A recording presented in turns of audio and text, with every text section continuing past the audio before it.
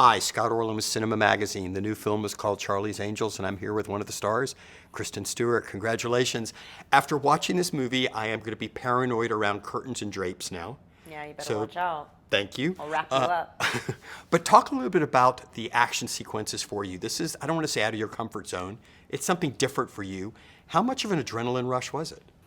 Yeah, I've been in a few sort of stunt-heavy movies that didn't require me to really be in combat. So I've been I've heard a lot of explosions. I've definitely had to run through. I've been in lots of peril. I've never been on the offensive side. So that was really fun. Sort of being the catalyst for the action was cool. Moving it forward myself instead of just reacting to things. I think this is, especially for young women or young girls to get to see this, to have an identifiable figures of these three strong women who are proactive and resolve scenarios. So important to me. One of the coolest things that this movie does is just tell a story about women at work and women who, in a story that is presumably led by Charlie.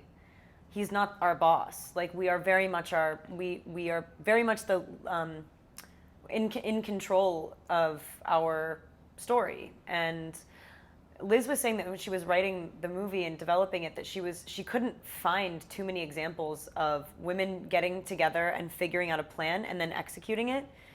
And that's all she wanted to do. So I'm very proud of that. And one of the things which, when I was watching this movie, Kristen, I thought was really intriguing is for generations, or since films began, men have been allowed to exert their sexuality, their dominance, especially when they're trying to attract somebody else. Yes. And this was the first time when I saw your character, I went, we don't get to see that very often. And it was done very playfully and very sensually. Thank you. Yeah. I think in the same way that we are the movers of the action, we also own our bodies in a way. Things aren't happening to us.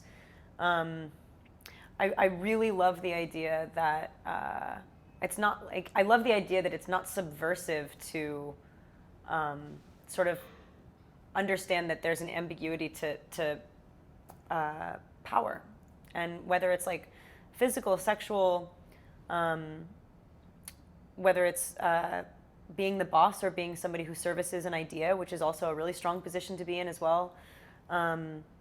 This movie definitely functions with an ease that is only possible if we're allowed to be in control of our own stories. And that's something that men have had, just more pervasively in our film culture. And so it feels cool. It feels really fresh. And obviously, for me, because my magazine is based in Hamburg, there's a lot of interest. You got to film there. Yeah. How intriguing was that location? Because it doesn't get showcased very often in movies.